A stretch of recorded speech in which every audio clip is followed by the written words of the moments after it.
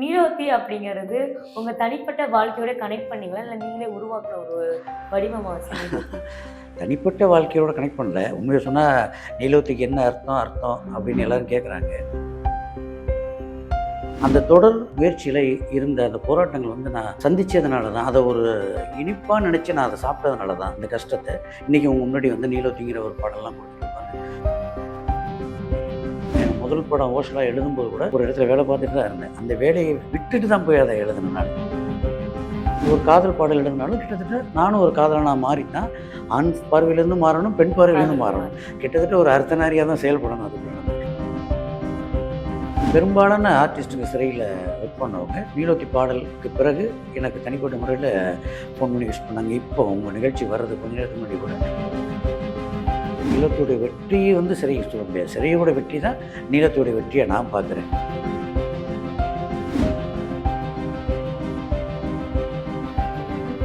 திரைமொழி நேயர்கள் எல்லாத்துக்கும் வணக்கம். இன்னைக்கு நம்ம கூட ஒரு சூப்பரான கெஸ்ட் இருக்காங்க.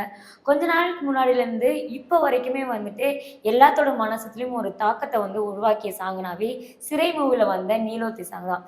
எல்லா இடத்துலயும் இந்த பாட்டு கேட்டுட்டே இருக்கு. ஆனா இந்த பாட்டோட வரிகள் யாரோட கையிலேருந்து வந்தது அப்படின்னு எல்லாத்துக்கும் நிறைய எதிர்பார்ப்புகள் இருந்துச்சு. அவர் தான் இன்னைக்கு நம்ம கூட ஒரு சூப்பரான கெஸ்ட்டாவே வந்திருக்காங்க. ரைட்டர் சாரதி சார நம்ம வெல்கம் பண்ணிடலாம். வணக்கம் சார். வணக்கம். சார் பொதுவா ரைட்டர்ஸ் அப்படின்னா, பல வழிகள், பல கஷ்டங்கள தாண்டி தான் சினிமா துறைக்குள்ள வந்து ஒரு சக்சஸான ஒரு சாங்கையோ, ஒரு தாக்கத்தையோ குடுக்க முடியும் சார். ஆனா நீங்க வந்த பாதையில நெறைய ஸ்ட்ரகிள், நெறைய கஷ்டங்கள தாங்கியிருப்பீங்க. சினிமாக்கு வரக்கு முன்னாடியும் சரி, சினிமாக்கு வந்ததுக்கப்புறம். நீங்க ஃபேஸ் பண்ணதெல்லாம் சொல்லுங்க சார். எனக்கும் நிறைய இந்த முயற்சியில் வந்து நான் கடைந்த கஷ்டங்கள் நிறைய இருக்குது. எல்லாருக்குமே இருக்கும். அவங்கவுங்க கனவு அடையிறதுக்கு இடையில அந்த பயணத்தில் சந்திக்கிற பிரச்சனை. எனக்கு இப்போ ஆன பிரச்சனை எல்லாருக்கும் கூட தான் பொருளாதார பிரச்சனை தான். இது என்னுடைய வளர்ச்சிக்காக தான் நான் அந்த கஷ்டத்த பட்டேன். அதனால் இதை பெருமையாக சொல்லிக்கிறது ஒன்றும் இல்லை. இருந்தாலுமே அந்த தொடர் முயற்சியில் இருந்த அந்த போராட்டங்கள் வந்து நான் சந்திச்சதுனால தான், அத ஒரு இனிப்பா நினச்சு நான் அத சாப்பிட்டதுனால தான், அந்த கஷ்டத்த இன்னைக்கு உங்க முன்னாடி வந்து நீலோத்திங்கிற ஒரு பாடல்லாம் குடுத்துட்டு உட்காந்து பேசக்கூடிய இடத்துல இருக்கேன். அதனால போராடும்போது நம்ம அடைகிற கஷ்டங்கள ஒரு பெரிய கஷ்டமா நம்ம நினைக்கக்கூடாது. கிட்டத்தட்ட எனக்கு தெரிஞ்சு ஒரு சென்னையில 20 வேலைகளுக்கு மேல பார்த்துருப்பேன். எல்லாமே இந்த போராட்டத்தினுடைய அல்லது இந்த முயற்சிய தடுத்துறாத வேலைகள தான் நான் ஏற்படுத்திக்கிட்டேன். அ நம்ம இருக்கணுங்க. அவ்வளோதான் முக்கியம். அதுக்கப்புறம் நம்ம என்ன வேணாலும் பார்த்துக்கலாம். அந்த அ அந்த எண்ணத்தோட தான் ஒவ்வொரு வேலையுமே நான் அணுகுனேன். எனக்கு முதல் படம் ஓஷலா எழுதும்போது கூட ஒரு இடத்துல வேலை பார்த்துட்டு தான் இருந்தேன். அந்த வேலைய விட்டுட்டு தான் போய் அத எழுதுனேன் நான். அதாவது ரிசைன் பண்ணிட்டு போகல. இப்ப இந்த வேலை பார்க்க வேணாம். போய் அந்த டைரக்டர பார்ப்போம் அப்படின்னு போனதுனால தான் அந்த பாடல் கிடைச்சது. நிலவத்துக்கு முன்னாடி வரைக்கும் வேலை பார்த்துட்டு தான் இருந்தேன். இப்ப தான் கொஞ்சம் பிஸியா இருக்கேன். அதனால இனிமே அப்படி ஒரு சூழல் அமையாதுன்னு நினைக்கிறேன். நிறைய கஷ்டங்கள் இருக்கு. அதே நேரத்தில அந்த கஷ்டங்கள வந்து என்னுடைய குடும்பத்தில இருக்கவங்க கொஞ்சம் தாங்கிக்கிட்டாங்க. அப்பா, அம்மா, தம்பி, தங்கச்சிங்க. அப்புறம் இங்க வரும்போது எனக்கு சில நல்ல நண்பர்கள் கிடைச்சாங்க. அத உங்கள்ட்ட இந்த சேனல் மூலமா பகிர்ந்துக்கலாம்னு நினைக்கிறேன். ஒரு ஒரு 6, 7 நண்பர்கள் குடும்பங்களா கிடைச்சாங்க.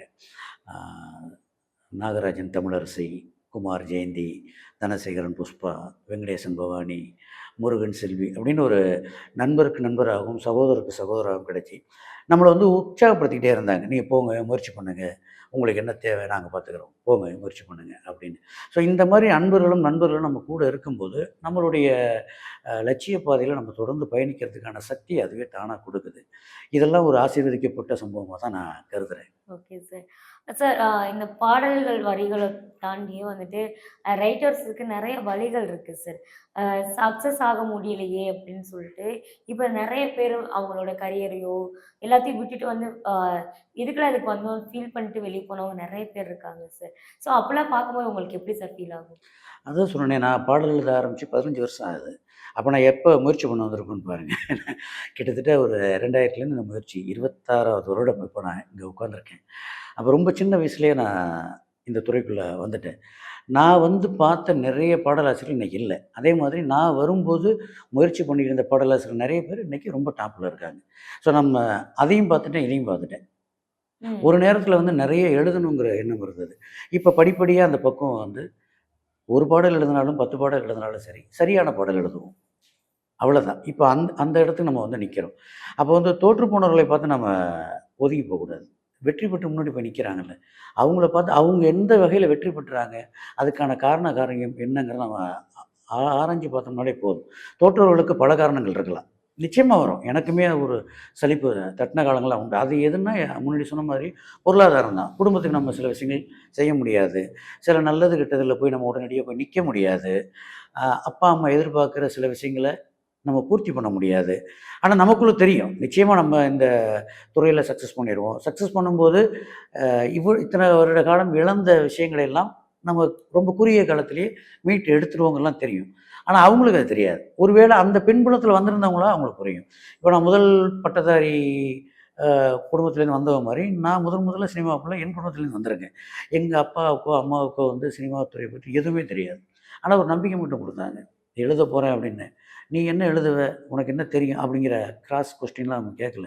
சரி, ஏதோ சொல்ற, முயற்சி பண்ணிட்டு வா அப்படின்னாங்க. ஆனா, முயற்சி பண்ணிட்டு வான்னா, கிட்டத்தட்ட ஒரு 15 வருட காலம் வந்து என்ன புடிச்சு இழுக்காம இருந்தாங்கல்ல, அதுவே பெரிய குடுப்பினையா நினைக்கிறேன். இவ்வளோ நாள் ஆச்சு, போதும்டா உன்னால்லாம் முடியாது வாடான்னு அவங்க கூப்பிடல. அந்த பின்னணியிலேருந்து அந்த உற்சாகத்த குடுத்துக்கிட்டே இருந்தாங்க. அப்ப எல்லாருக்கும் முயற்சி பண்ண வர எல்லாருக்குமே, குடும்ப ரீதியாகவோ, அல்லது நண்பர்கள் ரீதியாகவோ, சப்போர்ட்டுக்கு ஆதரவு இருந்தாலே போதும். அவங்க தானா அவங்களுடைய அந்த விதை தானா முளைச்சிரும் அப்படின்னு நான் நம்புறேன். Okay sir. ஆ எல்லாருமே வந்துட்டு நான் சக்சஸ் மீட்ல பார்த்தேன். சிறையோட சக்சஸ் மீட்ல பார்த்தேன். வந்தவங்கள்ல ஒரு பாதி பேரு வந்து சொன்ன வார்த்தைகள் வந்து சிறையோட சக்சஸ் வந்து நீலோத்தி அப்டின்னாங்க. ஆனா எங்களோட பார்வையில எப்டி இருந்துச்சுன்னா, நீலோத்தியோட சக்சஸ் தான் சிறை மாரி எனக்கு ஃபீல் ஆச்சு. ஸோ இந்த பயணத்துல வந்துட்டு மக்களுக்கு நெறைய விஷயங்கள் உங்களால கனெக்ட் ஆன ஒரு விஷயங்கள் இருக்கு. அ இதுல உங்களுக்கு ஒரு கேள்வி நான் கேட்கிறேன் சார். நெறைய பேர் நீலோத்திய வந்து நீங்க தான் கண்டுபிடிச்சீங்க அப்டி சொல்லி சொல்லி கேள்விப்பட்டேன். நீலோத்தி அப்படிங்கிறது உங்க தனிப்பட்ட வாழ்க்கையோட கனெக்ட் பண்ணீங்களா? இல்ல நீங்களே உருவாக்குன ஒரு வடிவமா சார் நீலோத்தி? தனிப்பட்ட வாழ்க்கையோட கனெக்ட் பண்ணல. உண்மைய சொன்னா, நீலோத்திக்கு என்ன அர்த்தம் அர்த்தம் அப்படின்னு எல்லாரும் கேட்குறாங்க. என் மனைவி மட்டும் தான் நீலோத்தி யாருன்னு கேட்டுட்டு இருக்காங்க. இப்ப நீங்க சொல்றத வச்சு பார்த்தா அப்படிதான் நான் எடுத்துக்கணும். இல்ல அது எப்பொழுதுமே ஒரு பாடலாசிரியர் வந்து எப்படி ஒரு இயக்குனர் ஒரு கதைய எழுதும்போது, கதாபாத்திரத்த அவர் முதல்ல கொஞ்சுவார். அவரா மாறுவார்.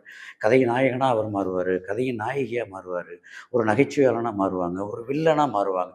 அப்படி மாறி அந்த எழுத்த எழுதும்போது தான், அதனுடைய உண்மை தன்மையானது அந்த எழுத்துல பயணப்படும். அப்ப நான் ஒரு பாடலாசிரியர் ஒரு பாடல் எழுதும்போது, ஒரு கல்லூரி பாடல்னா நான் கல்லூரி மாணவன் ஆகணும். நான் கல்லூரியே படிக்கலனாலும், அந்த கல்லூரி வெதர் என்னங்கிறத எனக்குள்ள நான் ஏற்படுத்திக்கணும். ஒரு காதல் பாடல் எழுதினாலும் கிட்டத்தட்ட நானும் ஒரு காதலனா மாறி தான், ஆண் பார்வையிலேருந்து மாறணும், பெண் பார்வையிலேருந்து காதலுக்கு மாறணும். மாறுனீங்க. கிட்டத்தட்ட ஒரு அர்த்தநாரியா தான் செயல்படணும் அதுக்குள்ள நம்ம. அப்படி செயல்படும்போது தான் நீலோத்திக்கான விஷயம் நமக்கு கிடைச்சது. ஏன்னா அந்த கதை அப்படி. ஒரு 2 மாற்று சமுதாயத்தில உள்ள அ 2 பேருக்கு ஏற்படுற காதல். அப்ப கதையின் முக்கியமான இடத்துல வருது. ஒரு நல்ல சொல்லா இருந்தா நல்லாயிருக்கும். இயக்குனர் சொன்னது தான். என்ன சொன்னாருன்னா, இது வந்து ஒரு பொதுத்தன்மையான பாடலா இருக்கட்டும். எல்லாருக்கும் நம்பிக்கை குடுக்குற பாடலா இருக்கட்டும்போது, அப்போ பொதுத்தன்மையின்போது நம்ம நீளத்த குறியீடா எடுத்துக்கிட்டோம். இங்கேயும் கூட பின்னாடியும் கூட நீளம் இருக்கு. நீளம் இல்லாத இடமே இல்ல. அப்ப வெறும் நீளம்னு சொன்னா அது நல்லா இருக்காது. அப்ப முத்தொள்ளாயிரத்தில ஒரு பாடல் படிச்சிருந்தேன். அந்த பாடல் அந்த நேரத்தில ஞாபகம் வந்தது. ஏன்னா பாடல் வரிகள எடுத்து கையாள்வது வந்து தமிழ் மரபுக்கு வந்து புதிதல்ல. நம்ம எப்பயோ படிச்சிருப்போம். படிச்சது வேற ஒரு வடிவமா வெளியில வரும். அதாவது இன்னொருத்தர் மூலம் வேற ஒரு காலகட்டத்தில அது அந்த கருத்தியல் தன்னை வெளிப்படுத்திக்கும். இப்ப நீலமலர் நான் அப்படிதான் நெனச்சேன். நீலமலர்ன்னு சொல்ல முடியாது. அப்ப வேற என்ன சொல்லலாங்கும்போது நீலோத்தி ம். அப்படிங்கிற ஒரு ஹாஸ்பிட்டல்ல எனக்கு தோணுச்சு. அத இயக்குனர்ட்ட சொன்னேன், இசையமைப்பாளர்ட்ட சொன்னேன். ரொம்ப நல்லாயிருக்கு, சவுண்டிங்கா இருக்குன்னாங்க. இன்னைக்கு அது எல்லாருக்குமே கொண்டாடக்கூடிய வரியா மாறிடுச்சு. ஓகே. சார் நீலோத்தி மட்டும் இல்லாம சிறையில வந்துட்டு உங்களுக்கு தெரியும். அதுல நடிச்சவங்க எல்லாருமே வந்து ஒரு மாரி எல்லாத்தையும் எக்ஸ்பெக்ட் பண்ணாம, கதையா அவங்கள வந்து அடாப்ட் பண்ண வைக்கிற ஆட்கள் தான். ஸோ உங்களுக்கு அவங்க கூட பயணிச்சவங்கலாம் வந்து எப்படி இருந்துச்சு உங்களுக்கு? அதிக பேர் யாரோடையும் நான் பயணிக்கல. ஏன்னா நம்மளுடைய வேலை வந்து திரைக்கு பின்னாடி இருக்கிறதுனால, இயக்குனர், இசையமைப்பாளர், இணை துணை இயக்குனர்கள், நிர்வாகிகள் இவங்களோட தான் பழக்கம். ஆனா பெரும்பாலான ஆர்டிஸ்ட்டுங்க சிறையில ஒர்க் பண்ணவங்க, அ நீலோத்தி பாடலுக்கு பிறகு எனக்கு தனிப்பட்ட முறையில ஃபோன் பண்ணி விஷ் பண்ணாங்க. இப்போ உங்க நிகழ்ச்சி வர்றது கொஞ்ச நேரத்துக்கு முன்னாடி கூட அந்த படத்தினுடைய ஆர்ட் டைரக்டர் ஃபோன் பண்ணி அவருடைய நண்பர்கள், அவர் அடுத்து ஒர்க் பண்ற ப்ராஜெக்ட்ல இருக்கிற டெக்னீஷியன்கள்லாம் வாழ்த்து தெரிவிக்கிறாங்க. "பேசுங்க ஐயா" அப்படின்னு சொல்லிக் குடுத்தாரு. பேசிட்டு வந்தேன். ஸோ அந்த நீலோத்தியுடைய பாராட்டுதல் தொடர்ந்துகிட்டே தான் இருக்கு. ஆ நீலோத்தியுடைய வெற்றி வந்து சிறைய சொல்ல முடியாது. சிறையோட வெற்றி தான் நீலோத்தியுடைய வெற்றியா நான் பார்க்குறேன்.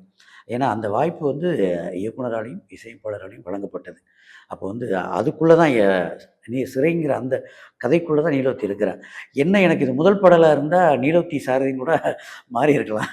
ஏன்னா இப்ப சமீபத்தில கூட பார்த்தேன். நீலவதின்னு டைட்டில் வச்சு சில குறும்படங்கள்லாம் ஆமா வந்திருக்கு. சார். ஏன்னா அப்ப ஒரு அடைமொழி பேரா கூட அது ஆகிருக்கும்.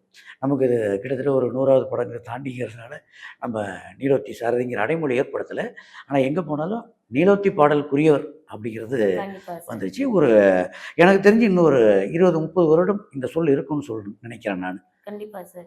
ஏன்னா உங்களுக்கு வந்து இது இப்ப இருக்க காலங்கள்ல வந்துட்டு, நான் முன்னாடியே சொன்ன மாரி தான் வந்துட்டு, சக்சஸான பாட்டு குடுக்குறத விட, அ அந்த இடத்துக்கு தகுந்த மாரி பாட்டுகள் குடுக்கறது தான் வந்துட்டு அதிகமா இருக்கிற மாரி எங்களுக்கு தோணுது. தமிழ் ரைட்டர்ஸ் வந்து தமிழ் சினிமாவுக்கு கம்மியான மாரி ஃபீல் ஆகுறேன் சார். உண்மதானா சார்? இல்ல அப்படி பொதுவான குற்றச்சாட்டு வைக்க முடியாது. இங்க நெறைய வாசிக்கிறவங்க வந்துகிட்டே தான் இருக்காங்க.